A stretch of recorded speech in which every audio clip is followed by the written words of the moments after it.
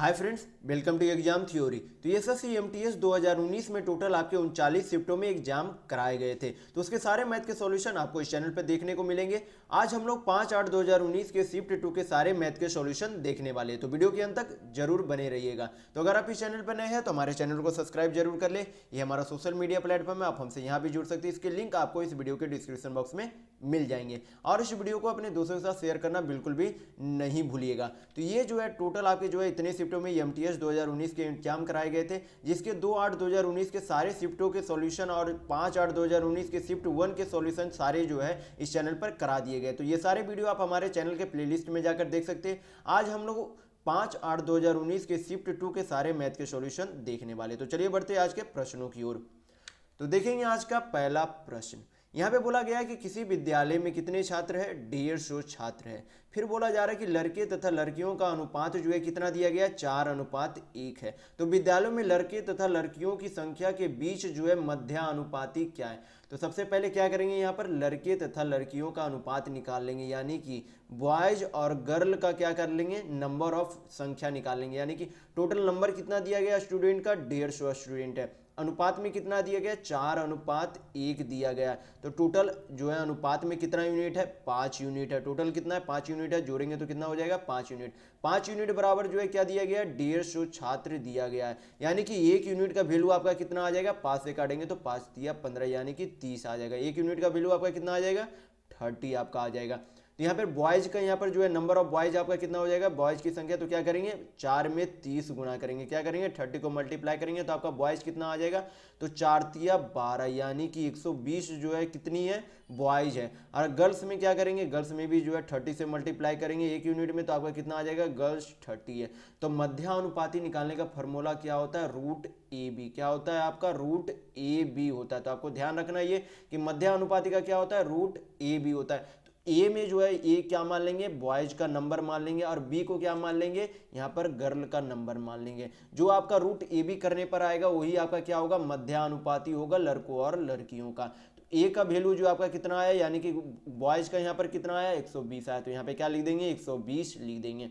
Into यहाँ पर into का साइन दे देंगे। और यहाँ पे गर्ल्स जो है कितनी संख्या है? 30 संख्या। तो यहाँ पे क्या करेंगे? 30 लिख देंगे। तो आपका कितना हो जाएगा? 12 तिया 3600, यानी कि कितना हो जाएगा? 3600 जो है यहाँ पे हो जाएगा। तो 3600 जो है किसका स्क्वायर बनता है? तो 60 का स्क्वायर बनता है। यानी कि बॉयज और गर्ल्स का जो है मध्यानुपाती कितना आ जाता है? आपका 60 आ जाता है। यानी कि आपका ऑप्शन नंबर 2 बिल्कुल सही होगा। तो चलिए बढ़ते हैं नेक्स्ट क्वेश्चन की ओर। तो देखेंगे क्वेश्चन नंबर 2। यहाँ पे बोला जा रहा है कि एक वर्ग की भुजा पहले जो है कितना बढ़ाया जाता है? 10% बढ़ाया जाता है। फिर बोला जा रहा है कि उसमें फिर जो है भुजाओं में क्या कर दी जाती है? 20% की कमी कर दी जाती है। तो पूछा जा रहा है कि क्षेत्रफल में कुल जो है कितना प्रतिशत जो है परिवर्तन आएगा? तो हम इसे क्या करेंगे? रेशियो मेथड से बनाने का प्रयास करेंगे। तो यहाँ पे वर्ग का जो है एरिया का फॉर्मूला क्या होता है? तो एरिया का फॉर्मूला होता है क्या होता है? आपका साइड स्क्वायर होता है। क्या होता है? साइड का स्क्वायर होता है। तो इसे जो है जो आपका यहाँ पर बढ़ाया गया है, जो परसेंटेज में बढ़ाया गया उसे क्या करेंगे? फ्रैक्शन में चेंज करेंगे। तो फ्रैक्शन में चेंज करेंगे तो कितना आ जाएगा आपका? 1/10, यानी कि 10 यूनिट का कोई भुजा जो है उसमें 1 यूनिट की वृद्धि हो गई, तो अब कितना हो जाएगा? 11 हो जाएगा। कितना हो जाएगा? 10 की भुजा जो है कितनी हो जाएगी? अभी 11 हो जाएगी। तो यहाँ पर साइड को कितने बार लिया गया? 2 बार लिया गया। तो यहाँ पर रेशियो मेथड में भी क्या करेंगे? साइड को 2 बार लेंगे। तो फिर से जो है एक बार 10 की भुजा जो है कितनी हो जाएगी? 11 हो जाएगी। फिर आगे बोला जा रहा है कि उसके बाद जो है उसमें क्या कर दी जाती है? 20% की कमी कर दी जाती है, यानी कि 1/5 की जो है कमी कर दी जाती है। यानी 5 यूनिट का कोई भुजा में जो है क्या कर दी जाती है? 1 यूनिट की कमी कर दी जाती है। यानी कि 5 यूनिट का कोई भुजा जो है कितना हो जाता है? 4 यूनिट का हो जाता है। तो अभी आपको बताया गया कि साइड, इसमें जो है साइड स्क्वायर एरिया का फॉर्मूला है, इसलिए साइड को क्या करेंगे? 2 बार लेंगे, यानी कि 5 का यूनिट का भुजा जो है 4 बार हो जाती है। तो इधर का जो आप सारा गुना करेंगे वो जो आपके पहले वाले का एरिया आ जाएगा, और इसमें जो है इधर सेकेंड साइड का जो आप गुना करेंगे, राइट साइड का जो आप गुना करेंगे उसके गुना करने पर क्या आ जाएगा? आपका जो अभी का क्षेत्रफल है, बढ़ाने और घटाने के बाद आपका जो क्षेत्रफल है वो क्षेत्रफल आपका यहाँ पर आ जाएगा राइट साइड में गुना करने पर। तो यहाँ पे पहले जो है लेफ्ट साइड का सारा गुना करेंगे तो 10 100, 100 पचे 500, अब 500 पचे आपका कितना हो जाता है? 2500 हो जाता है। और इधर जो है राइट साइड का सारा गुना करेंगे तो 11 11 121 इंटू यहाँ पर 16 करके यहाँ पर देख लेते हैं। तो 121 इंटू 16 करेंगे तो 6 12 6 72, और नीचे में आपका 121 यानी 2 1 3 7 2 9 1900 कितना आ जाता है? आपका 36 आ जाता है। तो पहले कितनी एरिया थी? 2500 जो है आपका क्या था, यूनिट जो है आपका एरिया था। अब जो है कितना हो गया, 1936 यूनिट आपका जो है क्या हो गया, एरिया हो गया। तो कमी कितने की हुई, यहाँ पे जो आपको पता चल रहा है कि यहाँ पे क्या हुई है, कमी हुई है, गिरावट हुई है। तो कमी कितनी की हुई है, 2500 माइनस 1936 करेंगे तो कितना आ जाएगा आपका, 564 यहाँ पर आपका आ जाएगा। कमी किस में हुई है, क्योंकि पहले क्षेत्रफल जो है कितना था, 2500 था, पहले कितना क्षेत्रफल था, 2500, तो कमी 2500 में हुई है। तो नीचे क्या लिखेंगे, 2500 लिख देंगे। परसेंटेज में चेंज करने के लिए इसे क्या करेंगे, 100 से मल्टीप्लाई कर देंगे, यानी 2 शून्य चला गया, इसे जो है क्या करेंगे, 564 को 25 से डिवाइड करेंगे, वही आपका क्या हो जाएगा, परसेंटेज यहाँ पर आ जाएगा।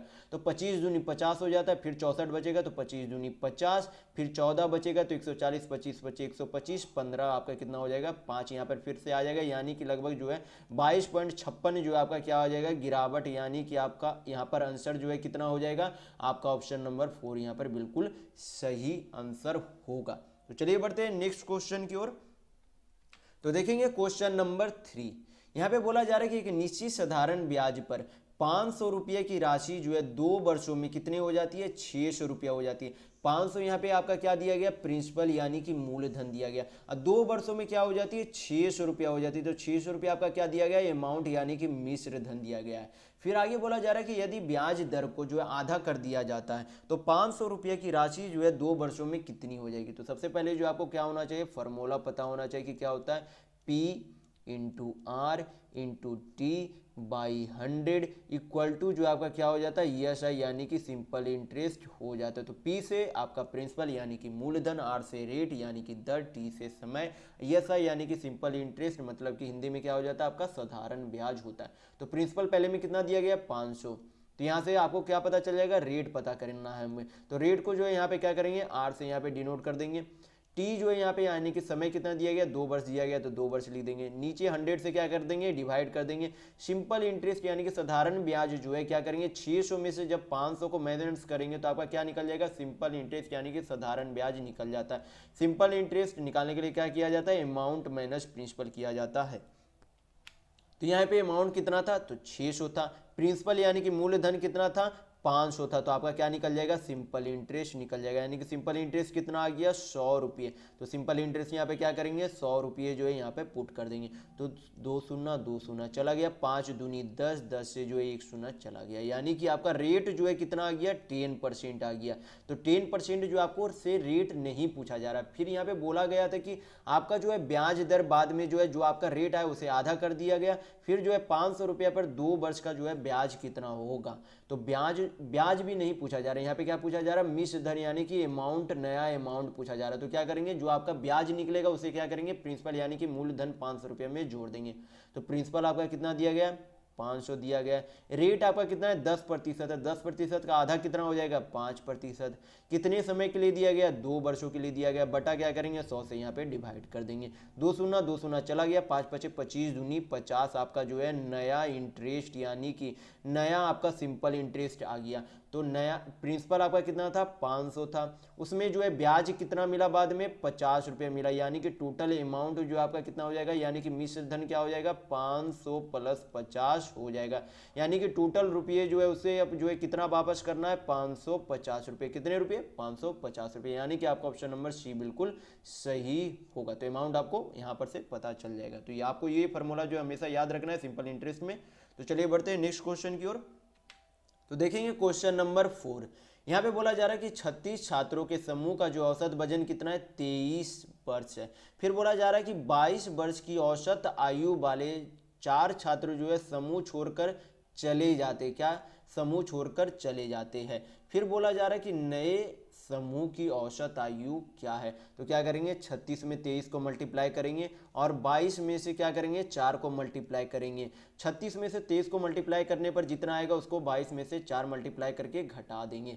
तो 36 इंटू 23 यहाँ पर करके देख लेते हैं। तो 36 इंटू 23 करेंगे तो 36 3 आपका कितना होता है, 108 होता है। 36 दूनी 72 होता है, यानी कि टोटल कितना आ गया, 728 आ गया। 22 चौक आपका कितना आ जाएगा, 88 आ जाएगा। क्योंकि ये चला गया तो क्या करेंगे, 728 में से 88 को माइनस कर देंगे।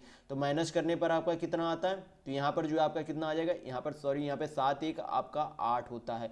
यहाँ पर आपका कितना आ जाएगा, यहाँ पर आपका आ जाएगा 40 यहाँ पर आपका आ जाएगा। तो 740 को क्या करेंगे, अब टोटल स्टूडेंट जो है कितना हो गया, पहले 36 था, 4 स्टूडेंट जो है चला गया, तो अब बचा कितना, तो 32 बचा। कितना बचा, तो 32 बचा। यहाँ पर जो है 4 से कट रहा है तो यहाँ पे 4 से काट देते हैं, तो 4 8 32, 18 चौक 72 और 2 बचा तो 4 पचे 20, यानी 185 को क्या करेंगे, 8 से भाग देंगे तो 8 दूनी 16, 2 बचा 8 तिया 24, 1 बचा तो 23.1 जो है आपका क्या आ जाता है, एवरेज यानी कि औसत आपका आ जाता है, यानी कि आपका ऑप्शन नंबर 3 बिल्कुल सही होगा। तो चलिए बढ़ते हैं नेक्स्ट क्वेश्चन की ओर। तो देखेंगे क्वेश्चन नंबर 5। यहाँ पे बोला जा रहा है कि दूध तथा पानी जो है कितने लीटर है, 60 लीटर है। उसे जो है कितना अनुपात है, दूध तथा पानी का अनुपात 3:2 है।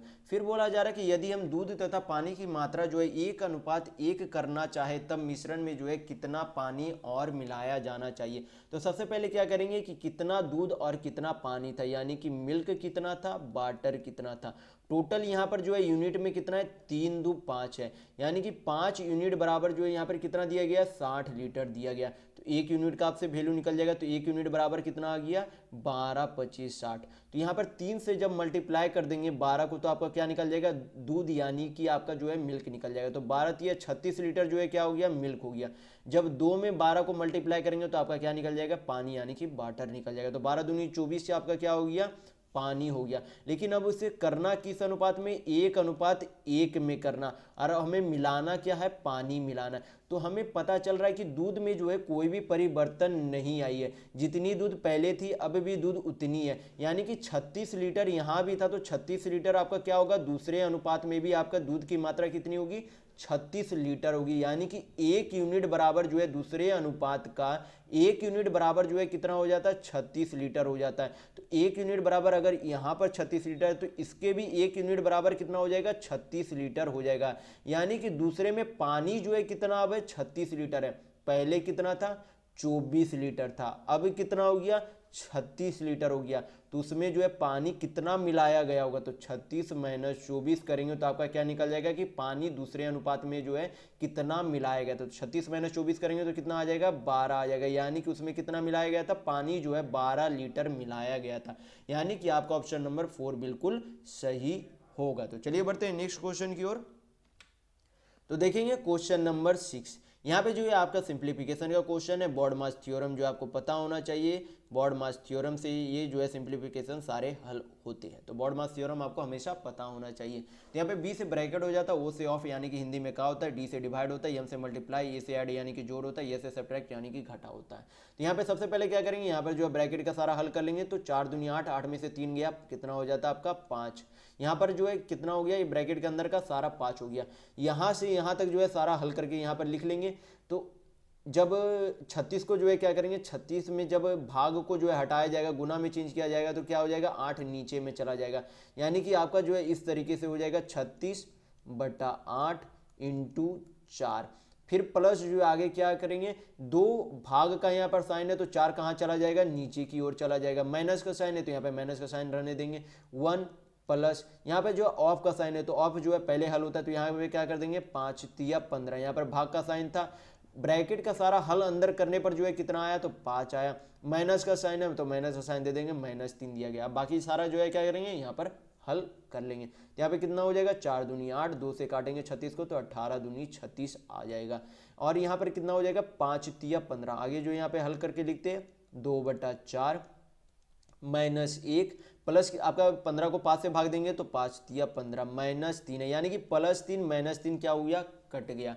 बाकी जो है अब सारा हल कर लेंगे, 4 एलसीएम ले लेंगे तो 18 चौक 72 +2 और यहाँ पर आपका क्या हो जाता है, -4 हो जाता है। तो 72 2 74, 74 में से 4 चला गया तो कितना बचा, 70 बचा। तो 70/4 यानी कि काटेंगे 2 से तो ये 35 बार में चला जाएगा और ये जो है 2 बार में चला जाएगा, यानी कि 35/2 जो है क्या आ जाएगा, इस सिंप्लीफिकेशन का आंसर आ जाएगा। तो किसी भी सिंप्लीफिकेशन को परीक्षाओं में जो है आप सावधानी से हल करें, क्योंकि इसमें जो है गलती होने की संभावना बहुत अधिक होती है। तो आपका इसका आंसर जो है ऑप्शन नंबर 1 यहाँ पर होगा। तो चलिए बढ़ते हैं नेक्स्ट क्वेश्चन की ओर। तो देखेंगे क्वेश्चन नंबर 7। यहाँ पे बोला जा रहा है कि दिए गए आंकड़ों का जो है बहुलक कितना होगा। तो बहुलक यानी कौन सी नंबर, यहाँ पर जितनी भी नंबर दी गई है उसमें से कौन सी नंबर जो है सबसे ज़्यादा बार रिपीट की गई है। तो सबसे पहले जो है यहाँ पर सारा जो है देखते जाएंगे। तो सबसे कम अंक कौन सा है, 2। 2 को देखेंगे कितने बार रिपीट की गई है, तो 2 को यहाँ पे 1 बार, 2 बार, 3 बार। तो 2 को जो है कितने बार रिपीट की गई है, 3 बार। फिर आगे देखते हैं कि 3 को जो है कितनी बार रिपीट की गई है, तो 3 को 1 बार, 2 बार, 3 बार, 4 बार, 5 बार। कितने बार रिपीट की गई है, 5 बार। यानी कि अब यहाँ से तो हो गया कि 2 इसका बिल्कुल आंसर नहीं हो सकता, क्योंकि यहाँ पर जो है अब क्या हो गया, 3 अभी सबसे अधिक बार जो है रिपीट की गई है, तो 2 आपका यहाँ पर हट गया।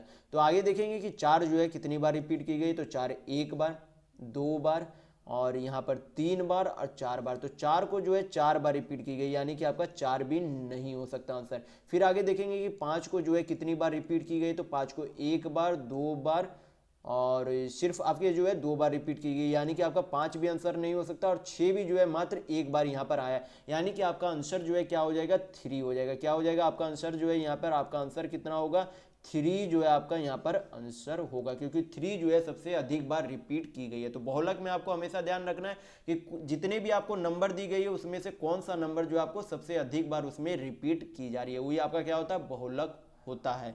तो चलिए बढ़ते हैं नेक्स्ट क्वेश्चन की ओर। तो देखेंगे क्वेश्चन नंबर 8। यहाँ पे बोला जा रहा है कि एक किसी निश्चित दूरी को जो है 3 भिन्न गतियों के साथ तय करता है। पहली जो है 3 किलोमीटर कितना किलोमीटर प्रति घंटा की गति से तय करता है, 9 किलोमीटर प्रति घंटा की गति के साथ तय करता है। दूसरी जो है 6 किलोमीटर जो है 15 किलोमीटर प्रति घंटा की गति से तय करता है। और तीसरी जो है 9 किलोमीटर जो है 18 किलोमीटर प्रति घंटा की गति से तय करता है। तो पूछा जा रहा है कि एक ही पूरी यात्रा की औसत गति कितनी है। तो सबसे पहले जो आपको 2 फार्मूला, यानी कि एक फार्मूला पता होना चाहिए, उसी से रिलेटेड जो है दूसरा फार्मूला आपका रहेगा। तो चाल बराबर क्या होता है आपका, दूरी बटा समय होता है। क्या होता है, चाल बराबर दूरी बटा समय होता है। इसे टाइम एंड डिस्टेंस में जो आपको हमेशा याद रखना है कि चाल बराबर क्या होता है, दूरी बटा समय होता है। इसी तरीके से इसे हम बोल सकते हैं कि समय बराबर क्या होता है, समय बराबर आपका दूरी बटा चाल होता है। क्या होता है, समय बराबर दूरी बटा चाल होता है। तो ये दोनों जो है आपके क्या रख सकते हैं, याद रख सकते हैं फार्मूला को। तो चलिए इसे हल करने का कोशिश करते हैं। तो हमें निकालना क्या है, चाल निकालना। तो चाल निकालने के लिए ऊपर में क्या लिखेंगे, दूरी को लिखेंगे। तो टोटल दूरी यहाँ पे कितना है, पहले जो है 3 किलोमीटर, यहाँ पर 6 किलोमीटर और यहाँ पर 9 किलोमीटर, यानी कि टोटल जो है दूरी कितनी हो गई, 6 3 9 9 9 18, यानी कि टोटल डिस्टेंस जो है कितना कवर करना है उसे, 18 किलोमीटर। अब जो है नीचे क्या लिखना है, समय को लिखना है। तो समय तो हमें कहीं पर दिया नहीं गया, तो समय बराबर आपको बताया गया कि क्या होता है, दूरी बटा चाल होता है। तो पहली जो है 3 किलोमीटर की दूरी जो है कितने चाल से तय की गई, 9 किलोमीटर प्रति घंटा की चाल से, यानी कि नीचे क्या बन जाएगा, समय बन जाएगा। तो 3 किलोमीटर की दूरी जो है कितने की चाल से तय की गई, 9 किलोमीटर प्रति घंटा की गति से। फिर जो है अगली जो है 6 किलोमीटर दूरी जो है कितने की चाल से, तो 15 किलोमीटर प्रति घंटा की चाल से। फिर अगली 9 किलोमीटर जो है कितने की चाल से, तो 18 किलोमीटर प्रति घंटा की चाल से तय की गई। तो ऊपर आपका क्या आ गया, दूरी आ गया, नीचे आपका क्या आ गया, समय आ गया, क्योंकि समय बराबर हमने क्या कर दिया, दूरी बटा चाल कर दिया। तो आपका नीचे टोटल क्या हो गया, समय हो गया। तो इसे जो है अब हल करेंगे तो आपका क्या निकल जाएगा, एवरेज स्पीड, यानी कि औसत गति निकल जाएगा। तो सबसे पहले इसे क्या करेंगे, सिंप्लीफाई कर लेंगे। तो 3 से 9 को काटेंगे जो कितना बार में चला जाएगा, 3 बार में। 3 दूनी 6, 3 पचे 15 आपका हो गया, 3 तिया 9, 3 छक आपका 18 हो गया। बाकी नीचे क्या करेंगे, सारा का एलसीएम पहले ले लेंगे। तो 18 का 18 यहाँ पर रहने देंगे। नीचे जो है सारा का क्या ले लेंगे, 3 5 6 का एलसीएम लेंगे तो आपका कितना आ जाएगा, 30 जो है एलसीएम हो जाएगा, यानी कि 30 एलसीएम हो जाएगा। तो 3 दहे 30 यहाँ पर, यानी कि 10 यहाँ पर लिखा जाएगा। 5 छक 30 हो गया, यानी कि 6 दूनी 12 यहाँ पर लिख देंगे।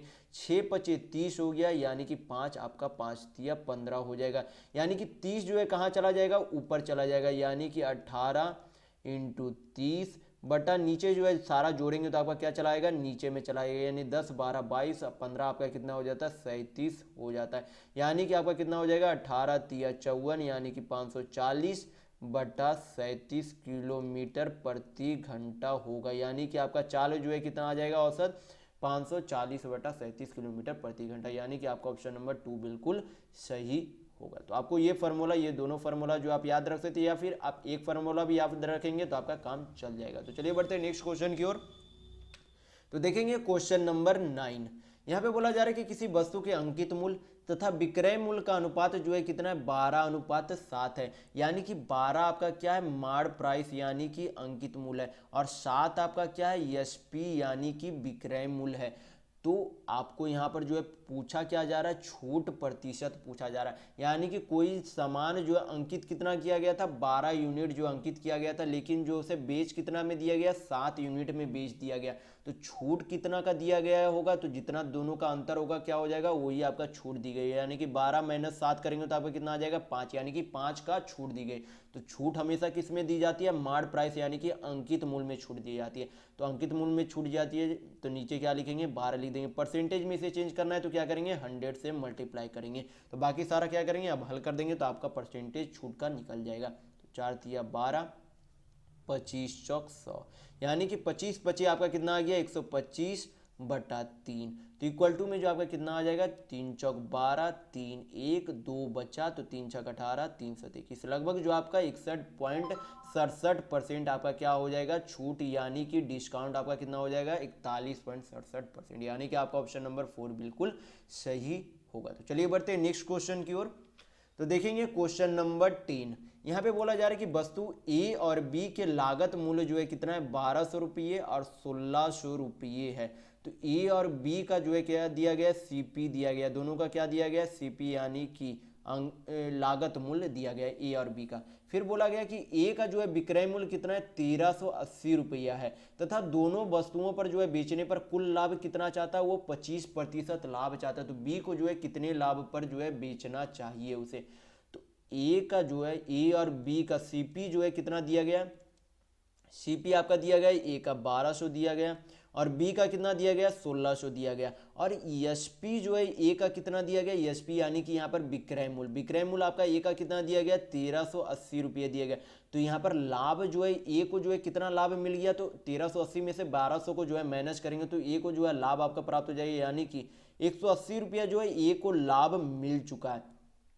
लेकिन यहाँ पे बोला क्या जा रहा है कि दोनों मिलाकर जो है उसे 25% का लाभ चाहिए, यानी कि दोनों का जो है मिलाकर सीपी कितना है, तो 1200 प्लस 1600 करेंगे तो कितना हो जाएगा, 2800। 2800 में उसे जो है कितना, 25% का लाभ चाहिए। 25% तो फ्रैक्शन में चेंज करेंगे तो कितना हो जाएगा, 1/4।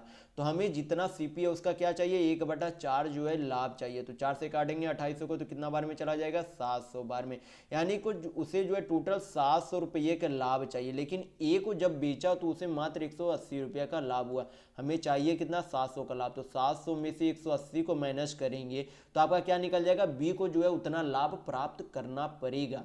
तो यहाँ पर जो है 700 में से 180 को माइनस करेंगे तो 0, 8 2 10, यहाँ पर 6 में से 1 गया तो 520, यानी कि 520 का जो है उसे क्या चाहिए, बी को अब लाभ चाहिए, तभी उसे जो है 25% का कुल लाभ मिल सकेगा। तो 520 का लाभ चाहिए, किसमें, सीपी क्या दिया गया, 1600 रुपये में, अब उसे 520 का लाभ चाहिए। परसेंटेज में चेंज करने के लिए क्या करेंगे, 100 से मल्टीप्लाई करेंगे, इसे बाकी हल करेंगे, 2 सूना चला गया, 4 चौक 16, 13 चौक 52, और यहाँ पर 4 2 से काटेंगे तो 2, यहाँ पर 65, यानी कि आपका कितना आ गया, 65/2। तो आपका आंसर क्या दिया गया, पॉइंट में दिया गया, तो पॉइंट में चेंज करेंगे तो आपका कितना आ जाएगा, 32.5, यानी कि बी को जो है उस वस्तु को जो है कितना प्रतिशत के लाभ पर बेचना पड़ेगा, 32.5 के लाभ पर बेचना पड़ेगा। तो यानी कि आपका ऑप्शन नंबर 4 बिल्कुल सही होगा। तो चलिए बढ़ते हैं नेक्स्ट क्वेश्चन की ओर। तो देखेंगे क्वेश्चन नंबर 11। यहाँ पे बोला जा रहा है कि एक्स वाई जेड का अनुपात कितना दिया गया, 3:4:5 दिया गया। X plus Y plus Z का मान दिया गया 96, जेड का जो है मान पूछा जा रहा है अलग से। तो यहाँ पे जो है टोटल यूनिट जो है यहाँ पर कितना मान दिया गया, तो टोटल यूनिट यहाँ पे जोड़ेंगे तो 5 4 9 3 12 जो है 12 यूनिट का जो है टोटल मान यहाँ पर कितना दिया गया, योग 96 दिया गया, यानी कि एक यूनिट का वैल्यू जो है कितना आ जाएगा, तो 12×8=96। 12 से जब यहाँ पे डिवाइड करेंगे तो यहाँ पे क्या आ जाएगा, 12×8=96, यानी कि एक यूनिट का वैल्यू कितना है, 8 है। हमें क्या चाहिए, जेड का वैल्यू चाहिए। तो जेड जो है कितना यूनिट था, तो 5 यूनिट था। तो क्या करेंगे, 5 से 8 में मल्टीप्लाई कर देंगे, यानी कि जेड जो है, जेड का मान कितना आ जाएगा, 8 5 40, यानी कि जेड का वैल्यू जो है कितना हो जाएगा, 40 हो जाएगा। तो चलिए बढ़ते हैं नेक्स्ट क्वेश्चन की ओर। तो देखेंगे क्वेश्चन नंबर 12। यहाँ पे बोला जा रहा है कि ए बी सी का औसत जो है कितना है, 9 है, बी और सी का औसत 10 है। तो पूछा जा रहा है कि ए का मान क्या होगा। तो जब ए बी और सी का औसत दिया गया है कितना, 9 दिया गया है। तो 9 में अगर हम 3 मल्टीप्लाई कर देंगे तो क्या आ जाएगा, तीनों का योग आ जाएगा, क्योंकि नंबर ऑफ संख्या कितना है, 3 है। तो औसत में से क्या करेंगे, 3 को मल्टीप्लाई कर देंगे तो आपका a प्लस बी प्लस सी निकल जाएगा, यानी कि a प्लस बी प्लस सी कितना है, 9 या 27 है। यहाँ पर b प्लस सी का जो औसत कितना दिया गया, 10 दिया गया। तो कितनी संख्या, 2 संख्या, तो 10 में क्या करेंगे, 2 का मल्टीप्लाई करेंगे तो क्या निकल जाएगा, टोटल योग निकल जाएगा बी और सी का, यानी कि 10 दूनी 20 जो है क्या है आपका, बी प्लस सी है। तो a प्लस बी प्लस सी 27 है, b प्लस सी 20 है। तो क्या करेंगे, a प्लस बी प्लस सी में से b प्लस सी को माइनस करेंगे तो आपका क्या हो जाएगा, जब यहाँ पे माइनस करेंगे तो सारा b कट जाएगा, सी कट जाएगा, बचा क्या, a बचा। 27 में से 20 गया तो आपका a का वैल्यू कितना आ जाएगा, 7 आ जाएगा, यानी कि आपका ऑप्शन नंबर 4 बिल्कुल सही होगा। तो चलिए बढ़ते हैं नेक्स्ट क्वेश्चन की ओर। तो देखेंगे क्वेश्चन नंबर 13। यहाँ पे बोला जा रहा है कि ए किसी कार्य को जो है कितने दिनों में करता है, 10 दिन में कर सकता है। ए और बी जो है उसी कार्य को कितने, 20/3 दिनों में कर सकता है। और ए बी सी जो है मिलकर उसी कार्य को कितने दिनों में करता है, 40/7 दिन में कर सकते हैं। तो पूछा जा रहा है बी और सी जो है उसी कार्य को जो है मिलकर कितने दिनों में करेंगे। तो एकमात्र फॉर्मूला आपको टाइम एंड वर्क में याद रखना होता है कि टोटल वर्क यानी कि कुल कार्य इक्वल टू जो आपको क्या होता है, इफिशियंसी इनटू टाइम होता है, यानी कि टोटल वर्क यानी कि आपका TW यानी कि टोटल वर्क हो गया, यानी कि कुल कार्य, इफिशियंसी यानी कि कार्य क्षमता, T यानी कि समय हो गया। ये आपको जो है फॉर्मूला हमेशा याद रखना है टाइम एंड वर्क यानी कि कार्य और समय में। तो ए जो है कितने दिन में करता है, 10 दिन में करता है। ए और बी मिलकर जो है कितने दिनों में करता है, उसी कार्य को 20/3 दिनों में करता है। ए प्लस बी प्लस सी जो है तीनों मिलकर जो है उसी काम को कितने दिनों में करता है, 40/7 दिनों में करता है। तो सभी का क्या करेंगे, एलसीएम ले लेंगे। एलसीएम अगर बटा में इस तरीके से दिया रहे तो ऊपर वाले संख्या का हमेशा जो है एलसीएम लेना। तो यहाँ पे एलसीएम किसका लेंगे, 10 20 और 40 का एलसीएम लेंगे। तो 10 20 40 का एलसीएम लेंगे तो कितना आ जाएगा आपका एलसीएम, 40 आ जाएगा। 40 को 10 से डिवाइड करेंगे तो कितना आ जाएगा, ए का इफिशियंसी यानी कि कार्य क्षमता 4 आ जाएगा। और 40 को जब 20/3 से डिवाइड करेंगे, आपको डिवाइड कर किस तरीके से करना है, इस तरीके से। 40 को क्या करेंगे, 20/3 से डिवाइड करेंगे तो 3 क्या चला जाएगा आपका, ऊपर की ओर चला जाएगा। 3 कहाँ चला जाएगा, ऊपर की ओर, तो 3 आपका यहाँ पर चला गया, यानी 20 दूनी 40। तो 3 दूनी 6 आपका क्या हो जाएगा, ए प्लस बी का इफिशियंसी हो जाएगा। इसी तरीके से क्या करेंगे, ए प्लस बी प्लस सी का आपका इफिशियंसी निकल जाएगा। 40/40/7 करेंगे तो 40 कट जाएगा, यानी कि ए प्लस बी का इफिशियंसी कितना हो जाएगा, कार्य क्षमता 7 हो जाएगा। तो यहां पर से हमें पता चल गया कि ए की कार्य क्षमता कितनी है, 4 है। तो बी की कार्य क्षमता अब यहां पर से निकाल सकते हैं। ए की अगर 4 है तो 4 अगर 6 में से माइनस करेंगे तो क्या निकल जाएगा, बी की कार्य क्षमता, यानी कि बी की कार्य क्षमता कितनी है, 2 है। अगर हम ए प्लस बी की कार्य क्षमता क्या करेंगे, ए प्लस बी प्लस सी में से माइनस करेंगे कार्य क्षमता, तो क्या निकल जाएगा आपका, सी का कार्य क्षमता निकल जाएगा, यानी कि 7 - 6 करेंगे तो आपका क्या निकल जाएगा, 1 आ जाएगा, या जो कि क्या होगी, सी की कार्य क्षमता होगी। तो अब हमें पता चल गया कि ए की कार्य क्षमता 4 है, बी का 2 है, सी का 1 है। तो पूछा क्या जा रहा है कि बी प्लस सी जो है उसी कार्य को कितने दिनों में कर सकते हैं। तो टोटल काम जो है कितना करना है, 40 करना है। करेगा कौन, बी और सी करेगा। कितने के हिसाब से करेगा, बी 2 काम करेगा, सी 1 काम करेगा। टोटल मिलके जो है दोनों मिलके कितना काम करेंगे, 3 काम करेंगे। तो समय बराबर क्या होता है, टोटल वर्क बाई इफिशियंसी करने पर आपका इफिशियंसी यहाँ पे चला जाता है, तो आपका क्या निकल जाएगा, टाइम निकल जाएगा। तो टाइम निकलने के लिए क्या कहते हैं, टोटल वर्क आपका 40 है, आपका जो है इफिशियंसी यानी कि कार्य क्षमता कितना है, 3 है, यानी कि 40/3 दिन में जो है उस कार्य को बी और सी द्वारा कर दिया जाएगा, यानी कि आपका ऑप्शन नंबर 3 बिल्कुल सही होगा। तो चलिए बढ़ते हैं नेक्स्ट क्वेश्चन की ओर। तो देखेंगे क्वेश्चन नंबर 14। यहाँ पे बोला गया कि ए वह 3 अंकों की सबसे छोटी संख्या जो 3 4 5 से विभाजित करने पर 1 2 3 जो है क्या करती है, शेषफल देती है, यानी कि रिमाइंडर देती है। तो पूछा जा रहा है ए के अंकों का योग कितना है। तो सबसे पहले हमें करना क्या है, ये जो है तीनों जो है नंबर दिया गया है 3 4 5, उसका क्या कर लेंगे, एलसीएम ले लेंगे। तो 3 4 5 क्या है, एक दूसरे के को प्राइम है, एक दूसरे के को प्राइम होंगे तो क्या करेंगे, किसी भी जो है कॉमन फैक्टर नहीं होगा। तो कॉमन फैक्टर नहीं होगा तो सभी को क्या करेंगे, आपस में गुना कर देंगे, वही एलसीएम होगा। यानी कि 3 4 5 का एलसीएम यानी कि लघुत्तम जो आपका कितना हो जाएगा, 5 चौक 20 या 60, यानी कि 60 आपका क्या हो गया, एलसीएम हो गया। अब हमें करना क्या है, यहां पर जो आपसे पूछा क्या जा रहा है, ए के 3 अंकों का जो है सबसे छोटी संख्या। इसे 3 अंक बनाने के लिए क्या कर सकते हैं आप, यहां पर 2 से मल्टीप्लाई करेंगे। 2 से मल्टीप्लाई करेंगे तो आपका कितना आ जाएगा, 120 आ जाएगा। तो 120 आपका क्या बन जाती है, 3 अंकीय संख्या बन जाती है। तो यहां पर आपका आंसर नहीं आएगा इतना करने पर। अब हमें करना क्या है, 3 4 5 का जो आपका रिमाइंडर सारा दिया गया है उसमें जो है अंतर कितना है। जैसे 3 में से जो है ए को माइनस करेंगे तो कितना अंतर आता है, 2 अंतर आता है।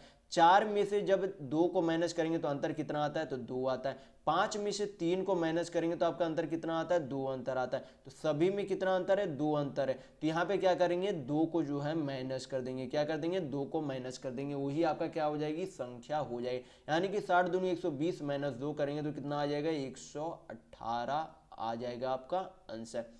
तो यहाँ पे पूछा क्या जा रहा है, ए के अंकों का योग क्या होगा। तो ए का अंक जो है कितना दिया गया है, 118 दिया गया। तो सारा क्या करेंगे, यहाँ पे जोड़ देंगे कि 1 + 1 + 8 यानी कि टोटल कितना हो जाएगा, 10 हो जाएगा। यानी कि आपका ऑप्शन नंबर 2 बिल्कुल सही है।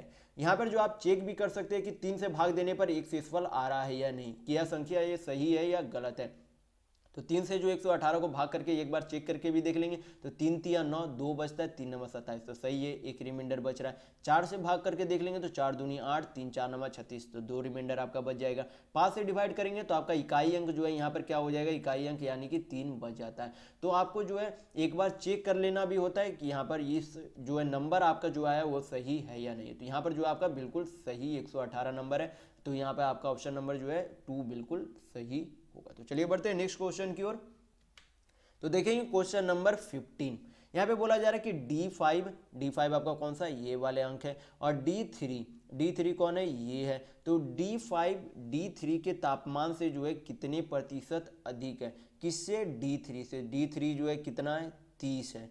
और कितना अधिक है, तो ये जो है कितना अधिक है, तो 5 अधिक है। परसेंट में चेंज करने के लिए क्या करते हैं, 100 से मल्टीप्लाई करते हैं। तो 5 6 30, 2 से काटेंगे तो 2 3 6, और यहाँ पे कितना हो जाएगा, 50 हो जाएगा। यानी कि आपका कितना आ जाएगा, 16.66, यानी कि 16.67 इसे जो है आंसर आपका आ जाएगा।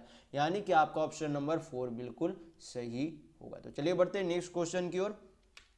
तो देखेंगे क्वेश्चन नंबर 16। यहाँ पे बोला गया है कि पाइप ए जो है टैंक को 11 घंटे में भर सकता है, पाइप बी जो है 15 घंटे में जो है खाली कर सकता है। आपको यहाँ पे ध्यान रखना है, यहाँ पे बोला जा रहा है कि खाली कर सकता है। फिर बोला जा रहा है यदि दोनों पाइप को जो एक साथ खोल दिया जाता है तो टैंक को जो है कितनी देर में भरा जाएगा। तो आपको जो है बताया गया है कि टोटल वर्क इक्वल टू क्या होता है, इफिशियंसी इनटू टाइम होता है। तो आपको ये हमेशा याद रखना है, ये फार्मूला आपको जो है पाइप एंड सिस्टम में भी जो है आपको ये फार्मूला याद रखने की जरूरत होती है। तो ये जो है कितने घंटे में भर सकता है, 11 घंटा में।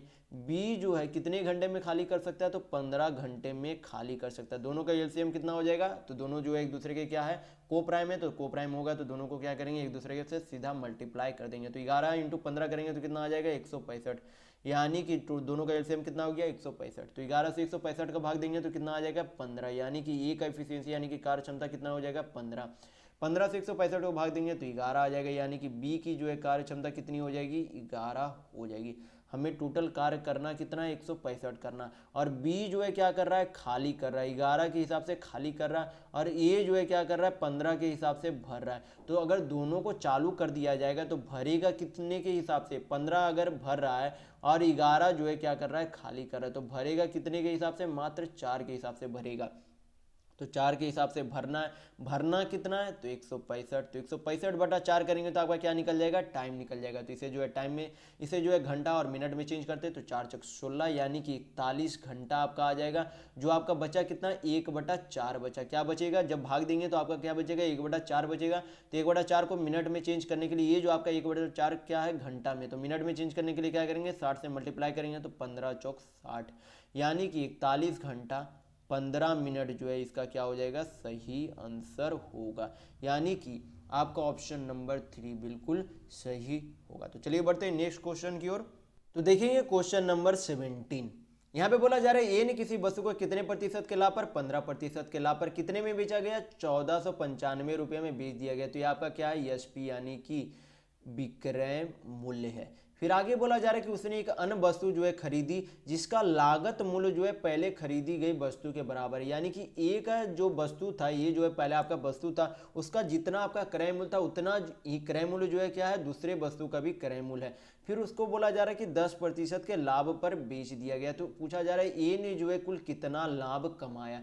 तो सबसे पहले हमें निकालना क्या पड़ेगा, यहाँ पर ए का जो है सीपी यानी कि क्रय मूल्य निकालना पड़ेगा। तो ए का क्रय मूल्य निकालने के लिए क्या करेंगे, 15% को सबसे पहले फ्रैक्शन में चेंज करेंगे तो आपका फ्रैक्शन वैल्यू कितना आ जाएगा, 3/20 आ जाएगा। तो आपको जो है फ्रैक्शन वैल्यू जो है हमेशा निकालने के लिए पता होना चाहिए। किसी भी परीक्षाओं में जो है आपको परीक्षा में जो है प्रश्नों को हल करने में जो है इससे आसानी होती है। तो मैं आपको बता देता हूँ किसी जो है फ्रैक्शन में कैसे चेंज किया जाता है। तो 15 को जब परसेंट से हटाते तो नीचे क्या चला जाता है, आपको 100 आ जाता है। 5×3 = 15 और नीचे काटेंगे तो 20×25 100 आ जाता है। यानी कि परसेंटेज को जो है 15% को 3/20 लिखा जा सकता है। तो यहाँ पर जो है 20 जो है नीचे क्या है, सीपी है। तो 20 का सामान जो है 3 यूनिट के जो है लाभ पर बेचा गया। यानी कि 20 का सामान जो है कितना में बेच दिया गया, 23 में बेच दिया गया। तो 20 जो आपका क्या है, सीपी है और 23 आपका क्या है, एसपी है। 20 का सामान कितने में बेच दिया गया, 23 में बेच दिया गया। तो जो आपका 23 में बेचा गया उसका मूल्य कितना दिया गया, यानी कि आपका विक्रय मूल्य कितना दिया गया, 1495 दिया गया। तो यहाँ से क्या करेंगे, 1 यूनिट का वैल्यू निकालेंगे, 23 से काटेंगे तो 23 छक आपका 138 हो जाता है, 23×25 आपका 115। यानी कि 1 यूनिट का वैल्यू कितना आ गया, 65 आ गया। तो यहाँ पर 20 यूनिट का वैल्यू निकालेंगे तो क्या निकल जाएगा, आपका सीपी निकल जाएगा। तो इसमें क्या करेंगे, 65 से मल्टीप्लाई कर देंगे। तो 65 दूनी जो आपका कितना हो गया, 130। यानी कि सीपी जो है ए का कितना आ गया, यानी कि सीपी जो है ए का क्रय मूल्य जो है कितना आ गया, 1300 रुपया। बेचा कितना गया था, 1495 रुपया में। तो ए को जो है बेचने पर प्रॉफिट जो है कितना हुआ, तो 1495 माइनस 1300 करेंगे तो कितना आ जाएगा, 195। यानी कि पहले वस्तु को बेचने पर प्रॉफिट कितना हुआ, 195 का। यानी कि लाभ कितना हुआ, 195 का। तो अब हमें निकालना क्या है कि दूसरे वस्तु पर उससे लाभ कितना हुआ। तो सीपी जो है कितना में था, पहले वस्तु का सीपी 1300 था, वही जो है क्या है दूसरे वस्तु का आपका सीपी यानी कि क्रय मूल्य, उसमें जो है कितने प्रतिशत का लाभ हुआ, तो 10%। तो यहाँ पे क्या करेंगे, 10% सिर्फ लाभ का वैल्यू निकाल लेंगे, क्योंकि यहाँ पे लाभ टोटल आपसे पूछा जा रहा है। यहाँ पे क्या पूछा जा रहा है, ए की कुल लाभ कितनी है। तो यहाँ पे क्या करेंगे, सिर्फ 10% निकालेंगे तो 2×2 चला गया। यानी कि दूसरी वस्तु को बेचने पर कितना हुआ, 130% का, 130 रुपये का लाभ हुआ। और जो है पहली वस्तु को बेचने पर कितना हुआ था, 195 रुपये का लाभ हुआ था। तो क्या करेंगे, 130 में 195 को जोड़ देंगे तो टोटल लाभ आपका निकल जाएगा। यानी कि यहाँ पे 5, 9, 3, 12, 2, 1, 3, तो 325 रुपया जो है उसे क्या हुआ, कुल लाभ हुआ। यानी कि ऑप्शन नंबर 4 बिल्कुल सही है। तो चलिए बढ़ते हैं नेक्स्ट क्वेश्चन की ओर। तो देखेंगे क्वेश्चन नंबर 18। यहाँ पे बोला जा रहा है कि किसी ठोस अर्धगोला का व्यास जो है कितना, 35 सेंटीमीटर है। उसमें पूछा जा रहा है कि कुल तल क्षेत्रफल जो है कितना है। तो अर्धगोला का जो है एरिया का फॉर्मूला आपको पता होना चाहिए। अर्धगोला यानी कि सेमी स्फीयर, सेमी स्फीयर का जो आपको फॉर्मूला पता होना चाहिए कि कुल क्षेत्रफल यानी कि टोटल एरिया का जो है फॉर्मूला क्या होता है। तो टोटल एरिया का फॉर्मूला होता है 3πr²। आपको हमेशा याद रखना है, ये जो है फॉर्मूला है सेमी स्फीयर यानी कि अर्धगोला का जो है आपका एरिया का फॉर्मूला है। तो यहाँ पे जो है इसे हल करेंगे तो 3π जो है 22/7 लिख सकते हैं। और r जो है आपका यहाँ पर क्या दिया गया, व्यास दिया गया। तो इसका जो है r निकालने के लिए क्या करेंगे, 2 से डिवाइड करेंगे तो 35/2r इंटू 35/2r यहाँ पे हो जाएगा। तो यहाँ पे क्या करेंगे, 7×5 = 35 हो गया। 2 से जो है 11 बार में चला जाएगा तो 11×5 = 55, 55 आपका इधर आ गया। 35 तिया जो आपका कितना होगा, 3 तिया 9, 105। इसे जो है गुना करेंगे तो 5×5 = 25, 5 आपका कितना हो जाएगा, 525। इसे जो है जोड़ेंगे 5, 5 2 7, 5 2 7 5। तो 5 5 7 5 को यहाँ पे नीचे क्या बच गया था, 2 बच गया था। 2 से क्या करेंगे, डिवाइड करेंगे तो यहाँ पे आपका कितना आ जाएगा, यहाँ पे जो आपका आ जाएगा 28 दूनी 56। यहाँ पे बचा 2 8 16, 2 7 14 यानी कि 288, यानी कि 2887.5 सेंटीमीटर स्क्वायर में जो है क्या आ जाएगा, आपका सेमी स्फीयर का जो एरिया आ जाएगा टोटल। तो यहाँ पे जो आपको फॉर्मूला ये याद रखना है कि टोटल एरिया जो है अर्धगोला का कितना होता है, 3πr² होता है। तो चलिए बढ़ते हैं नेक्स्ट क्वेश्चन की ओर। तो देखेंगे क्वेश्चन नंबर 19। यहाँ पे बोला जा रहा है कि किसी घनाभ की लंबाई चौड़ाई से दोगुनी है। तो एक आपका घनाभ दिया गया, इस तरीके से जो है यहाँ पर घनाभ बना लेते हैं। तो यहाँ पर आपका घनाभ दिया गया, इस तरीके से जो है घनाभ दिया गया, एक आपका घनाभ दिया गया। तो उसमें पूछा जा रहा है कि लंबाई चौड़ाई का दोगुना है तथा ऊंचाई का जो है, ऊंचाई जो है चौड़ाई की क्या है, आधी है। फिर आगे बोला जा रहा है कि यदि घनाभ की जो है ऊंचाई कितनी है, 2 सेंटीमीटर, यानी कि ऊंचाई कितनी दी गई है, 2 सेंटीमीटर। कितनी दी गई है, 2 सेंटीमीटर दी गई। तो यहाँ पे बोला क्या गया था, चौड़ाई जो है, चौड़ाई जो है ऊंचाई की क्या है, उसकी चौड़ाई जो है, उसकी ऊंचाई जो है चौड़ाई की आधी है। चौड़ाई की क्या है, आधी है। तो चौड़ाई का आधी यानी कि चौड़ाई जो है ऊंचाई का क्या है, 2 गुना है। तो यहाँ पे चौड़ाई आपका कितना हो जाएगा, 4 हो जाएगा। फिर यहाँ पर बोला गया कि लंबाई जो है चौड़ाई का 2 गुना, यानी कि चौड़ाई जब 8 है तो आपका लंबाई कितना हो जाएगा, 8 सेंटीमीटर हो जाएगा। चौड़ाई आपका 4 है तो लंबाई आपका कितना हो जाएगा 8 यहाँ पर सेंटीमीटर आपकी लंबाई हो जाएगी। तो यहाँ पे आगे क्या बोला जा रहा है कि तब किसी घन का कोर यानी कि कोई भी जो है घन का साइड यानी कि क्यूब का साइड जो है क्या होगा जिसका आयतन जो है घनाभ के आयतन के समान है। तो सबसे पहले जो आपको क्यूबॉइड यानी कि घनाभ का जो है आपको वॉल्यूम यानी कि आयतन पता होना चाहिए। तो वॉल्यूम इसका जो है क्या होता है आयतन क्या होता है घनाभ का आपका हो जाता है लेंथ गुने ब्रेथ गुने हाइट। लेंथ यानी कि लंबाई, ब्रेथ गुने ब्रेथ यानी कि चौड़ाई, हाइट आपका हो गया ऊंचाई। ये आपका क्या हो गया घनाभ का वॉल्यूम यानी कि आयतन हो गया। अब आपको जो है घन का भी वॉल्यूम यानी कि क्यूब का वॉल्यूम जो है आपको पता होना चाहिए। तो क्यूब का वॉल्यूम क्या होता है साइड क्यू होता है। क्या होता है साइड क्यू होता है। तो यहाँ से पूछा क्या जा रहा है साइड पूछा जा रहा है। तो साइड क्यू बराबर जो है हम क्या करेंगे क्योंकि दोनों का आयतन समान बोला जा रहा है तो दोनों का आयतन जो है इक्वल टू में यहाँ पे लिख देंगे। तो हमें जो है क्या निकालना है यहाँ पर क्यूब यानी कि घन का जो है साइड निकालना है और इक्वल टू में क्या कर देंगे घनाभ का जो है टोटल यहाँ पर जो है वॉल्यूम लिख देंगे। तो टोटल वॉल्यूम लेंथ कितना दिया गया है 8, ब्रेथ यानी कि चौड़ाई कितनी दी गई 4 और ऊंचाई 2 दी गई है। तो यहाँ पर जो है क्या करेंगे 8 चौक 32 दूनी 64। तो 64 किसका क्यूब बन रहा है 4 का क्यूब बनता है यानी कि साइड जो है कितना आ जाएगा घन का साइड क्या आ जाएगा 4 सेंटीमीटर आपका आंसर यहाँ पर आ जाएगा यानी कि आपका ऑप्शन नंबर 3 बिल्कुल सही होगा। तो चलिए बढ़ते हैं नेक्स्ट क्वेश्चन की ओर। तो देखेंगे क्वेश्चन नंबर 20। यहाँ पर बोला गया कि दिए गए 10 दिनों के लिए प्रतिदिन शहर का जो औसत अधिकतम तापमान कितना है। तो सभी को क्या करेंगे जोड़ेंगे और बटा 10 से डिवाइड कर देंगे क्योंकि टोटल नंबर कितना है यहाँ पर 10 है। तो सभी को यहाँ पर जोड़ेंगे। सबसे पहले जो है कितना 38.3 है, फिर कितना है 40.3 है, फिर आगे है 30 है, फिर कितना 28.7 है, 35 है, 37.4 है, 38.2 है, फिर आपका आगे कितना है 39.3 है, 40.2 है और आपका यहाँ पर हो जाता है और क्या है यहाँ पर 12.2 है। क्या है 12.2 है। तो टोटल नंबर यहाँ पर 10 होना चाहिए। तो 3 3 6 4 10 टोटल नंबर यहाँ पर 10 आपका है। तो यहाँ पे सभी को क्या करेंगे जोड़ देंगे। क्या कर देंगे ऐड कर देंगे। तो 3 3 6 7 6 13 13 4 17 2 19 19 3 22 22 4 26 हाथ में 2। तो 8 8 16 16 5 21 7 28 8 36 36 9 45 2 47 और 2 49 यानी कि हाथ में 4 4 3 7 7 3 10 10 2 12 3 15 15 3 18 3 21 3 24 5 29 29 और 4 जो है आपका कितना हो जाएगा 33। हमें डिवाइड किससे करना है 10 से करना है क्योंकि हमें निकालना क्या है एवरेज यानी कि औसत निकालना। तो टोटल यहाँ पे नंबर कितना था 10 नंबर था। तो पॉइंट जो एक आपका यहाँ से हटकर कहाँ चला जाएगा 9 से पहले आ जाएगा यानी कि औसत आपका कितना आ जाएगा 33.96 आपका क्या आ जाएगा औसत आ जाएगा यानी कि आपका ऑप्शन नंबर 3 बिल्कुल सही होगा। तो चलिए बढ़ते हैं नेक्स्ट क्वेश्चन की ओर। तो देखेंगे क्वेश्चन नंबर 21। यहाँ पे बोला जा रहा है कि 10 दिनों के लिए जो है दिए गए डाटा में रिकॉर्ड किए गए उच्चतम और न्यूनतम अधिकतम तापमानों के बीच जो है अंतर कितना है। तो न्यूनतम और अधिकतम तापमानों के बीच का यहाँ पर अंतर बोला जा रहा है। तो अधिकतम यहाँ पर कौन है D2 है जो कि 40.3 है। कितना है 40.3 है और न्यूनतम यहाँ पर कितना है D10 है जो कि कितना है 12.2 है। दोनों को क्या करेंगे माइनस करेंगे तो अंतर निकल जाएगा। 3 में से 2 गया 1, यहाँ पर 0 में से यहाँ पर 8 हो गया, 3 में से 1 गया तो 2 यानी कि दोनों का अंतर कितना आ जाता है 28.1 यानी कि आपका ऑप्शन नंबर 1 बिल्कुल सही होगा। तो चलिए बढ़ते हैं नेक्स्ट क्वेश्चन की ओर। तो देखेंगे क्वेश्चन नंबर 22।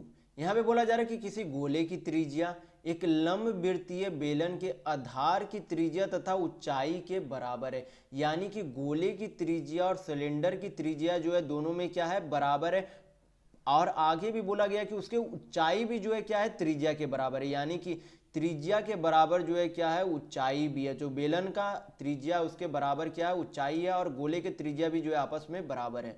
तो यहाँ पे फिर आगे बोला गया कि गोले का पृष्ठीय क्षेत्रफल बेलन का वक्र पृष्ठ क्षेत्रफल का अनुपात क्या होगा। तो सबसे पहले आपको क्या पता होना चाहिए एरिया का फॉर्मूला पता होना चाहिए कि गोला का जो है कुल पृष्ठीय क्षेत्रफल क्या होता है। तो गोला का यानी कि स्फीयर का कुल पृष्ठीय क्षेत्रफल क्या होता है 4 पाई आर स्क्वायर होता है। क्या होता है 4 पाई आर स्क्वायर होता है। इसे अनुपात में बैठाएंगे। फिर आगे बोला जा रहा है कि सिलेंडर यानी कि बेलन का जो है वक्र पृष्ठीय क्षेत्रफल क्या होता है। तो वक्र पृष्ठ क्षेत्रफल क्या होता है 2 पाई आर एच होता है। तो ये दोनों फार्मूला जो आपको याद रखना है। तो यहाँ पे जो है क्या हो गया आर और आर जो है यहाँ पर बराबर है यानी कि आर बराबर क्या था यच था। तो यहाँ पर आर बराबर यच है तो यहाँ पर बोल सकते हैं कि यहाँ पे ये टोटल क्या है आर स्क्वायर है यानी कि आर यच से जो है आर स्क्वायर इधर चला जाएगा पाई से पाई चला जाएगा, 2 से 4 को काटेंगे तो कितने बार में चला जाएगा, 2 बार में, यानी कि कितना आ जाएगा अनुपात, 2:1 आ जाएगा, यानी कि आपका ऑप्शन नंबर 3 बिल्कुल सही होगा। तो चलिए बढ़ते हैं नेक्स्ट क्वेश्चन की ओर। तो देखेंगे क्वेश्चन नंबर 23। यहाँ पे बोला गया कि एक रेलगाड़ी जो है 900 मीटर लंबे प्लेटफॉर्म को कितने सेकंड में पार करती है, 300 सेकंड में पार करती है। फिर आगे बोला गया कि यदि रेलगाड़ी की लंबाई जो है 600 मीटर है तब एक स्थिर खंबे को जो है कितने समय में पार कर सकती है। तो सबसे पहले हमें निकालना क्या पड़ेगा, चाल निकालना पड़ेगा। तो चाल बराबर आपको इसी वीडियो में बताया गया कि चाल बराबर क्या होता है, दूरी बटा समय होता है। चाल यानी कि स्पीड, चाल यानी कि आपका क्या हो गया इंग्लिश में स्पीड, दूरी यानी कि डिस्टेंस हो गया, समय यानी कि टाइम हो गया। तो चाल बराबर हमें चाल निकालने के लिए क्या करना पड़ेगा, कुल दूरी। तो पहले जो है 900 मीटर लंबा प्लेटफॉर्म गया, प्लस जो उसमें क्या हो जाएगा रेलगाड़ी की जितनी लंबाई थी, तो टोटल दूरी जो उसने कितनी ट्रेवल की होगी, 1500 मीटर। कितने समय में, क्योंकि चाल निकालने के लिए क्या करते हैं, दूरी बटा समय करते हैं। तो कितना समय था टोटल, 300 सेकेंड में। तो यहाँ पर से आपका क्या निकल जाएगा, चाल निकल जाएगा, 300 से 1500 काटेंगे तो कितने बार में चला जाएगा, 5 मीटर प्रति सेकेंड क्या आ गई, स्पीड आ गई, किसकी, ट्रेन की स्पीड आ गई। अब हमें निकालना क्या है कि 600 मीटर लंबी रेलगाड़ी को जो है स्थिर खंबे को जो है कितने समय पार करेगी। तो रेलगाड़ी की लंबाई जो है कितनी है, 600 है। किसी खंबे की, तो खंबे की कोई भी दूरी नहीं होती, तो ट्रेन को पार अभी कितना करना है, मात्र 600 मीटर जो है, जो ट्रेन की खुद की लंबाई है उसे ही जो है उसे क्या करना है, खंबे से आगे करना है। तो 600 मीटर जो है उसे क्या करना है, ट्रैवल करना है। तो हमें निकालना अब क्या है, समय निकालना। तो समय बराबर क्या होता है, समय यहाँ पे चला जाएगा, चाल यहाँ पे आपका आ जाएगा, यानी कि समय बराबर क्या होता है, दूरी बटा चाल। समय बराबर क्या होता है, दूरी बटा चाल होता है। दूरी कितना है, 600 है। चाल आपका यहाँ पर निकल गया कितना है, 5 मीटर प्रति सेकंड है। तो 5 से क्या करेंगे, डिवाइड कर देंगे, 5 से यहाँ पर काटेंगे तो कितना बार में चला जाएगा, 120 बार में यहाँ पे कट जाएगा। तो 120 यहाँ पर क्या आया आपका, सेकेंड में आया। समय आपका क्या आया यहाँ पर, सेकेंड में आया, क्योंकि आपका चाल क्या था, मीटर प्रति सेकेंड था, और दूरी आपका क्या था, मीटर में था। तो समय आपका क्या आएगा, हमेशा सेकेंड में आएगा। आपको हमेशा ध्यान में रखना है कि मीटर जब आपका जो है यहाँ पर क्या रहे, दूरी आपका मीटर में रहे और समय आपका जो है मीटर पर, चाल आपका मीटर प्रति सेकंड रहे, तो समय आपका क्या आएगा, हमेशा सेकंड में आएगा। तो सेकंड में आया तो इसे क्या करना है, क्योंकि आपका ऑप्शन जो है क्या दिया गया, सभी मिनट में दिया गया। तो मिनट में चेंज करने के लिए क्या करेंगे, 60 से डिवाइड कर देंगे। तो 60 से डिवाइड करेंगे तो आपका कितना चला आएगा, 2 मिनट चला जाएगा, यानी कि इसका टाइम कितना आ गया, 2 मिनट, यानी कि आपका ऑप्शन नंबर 2 बिल्कुल सही होगा। तो चलिए बढ़ते हैं नेक्स्ट क्वेश्चन की ओर। तो देखेंगे क्वेश्चन नंबर 24। यहाँ पर जो है 3 को जो है सिंप्लीफिकेशन अलग अलग दिया गया है। ए बी सी का मान निकालकर जो आपको ए प्लस बी माइनस सी का जो है आपको मान बताना है। तो सबसे पहले क्या करेंगे, ए को यहाँ पर हल करेंगे। तो ए को हल करने पर जो यहाँ पे कितना आ जाएगा, 7 या 21 आपका यहाँ पर हो गया। भाग यहाँ पर करेंगे तो 4 2 6 बटा में जो है क्या चला आएगा, 6 नीचे की ओर चला जाएगा। यहाँ पर 4 माइनस 2 यहाँ पर हल करेंगे, 3 दूनी 6, 3 सते 21। तो 4 में से 2 गया, यानी कि 7 बटा 2 प्लस 2 हो जाएगा, यानी कि 2 एलसीएम 7 प्लस 4, यानी कि 7 4 11 बटा 2 आपका क्या आ गया, ए का वैल्यू आ गया। अब हमें क्या निकालना है, बी का वैल्यू। तो बी का वैल्यू जो है इसे हल करेंगे 3 बटा 6 यहाँ पर आपका आ जाएगा, यानी कि 3 बटा 6 इंटू 4 प्लस 2 माइनस आपका यहाँ पर ऑफ है, ऑफ मतलब का, यानी कि गुना यहाँ पर साइन होता है। तो 3 दूनी 6 यहाँ पे लिख देंगे, इसे हल करेंगे तो 3 दूनी 6, 2 दूनी 4, 2 2 4 हो गया। 4 में से माइनस 6 करेंगे तो क्या आ जाएगा आपका, -2 आ जाएगा। तो बी का भी वैल्यू आपका आ गया। सी का वैल्यू आप क्या करेंगे, यहाँ पर हल करेंगे। तो सी जो है यहाँ पर क्या है, 6 भागा 2 है, तो 6 बटा 2 जो है इसे लिख सकते हैं। प्लस जो है क्या है, 4 तिया 12, यहाँ पे जो है क्या करेंगे, इसे गुना कर देंगे, तो यहाँ पे 4 तिया 12 माइनस 2, 6 को जो है काटेंगे 2 से, यानी कि 2 तिया 6, 12 3 15, 15 में से 2 चला गया तो कितना बचा, 13 बचा। तो हमें निकालना क्या है, ए प्लस बी माइनस सी का वैल्यू निकालना है। तो ए का वैल्यू क्या दिया गया, 11 बटा 2 दिया गया। बी का वैल्यू क्या दिया गया, -2 है, तो प्लस माइनस माइनस हो जाएगा, यहाँ पे -2 लिखाएगा। और क्या करना है, माइनस सी कितना दिया गया, 13। इसे बाकी क्या करेंगे, हल करेंगे यहाँ पर 2, तो 11 माइनस 2 दूनी 4, 13 दूनी 26।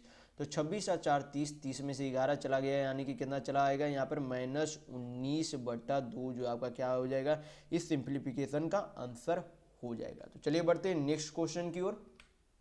तो देखेंगे क्वेश्चन नंबर 25।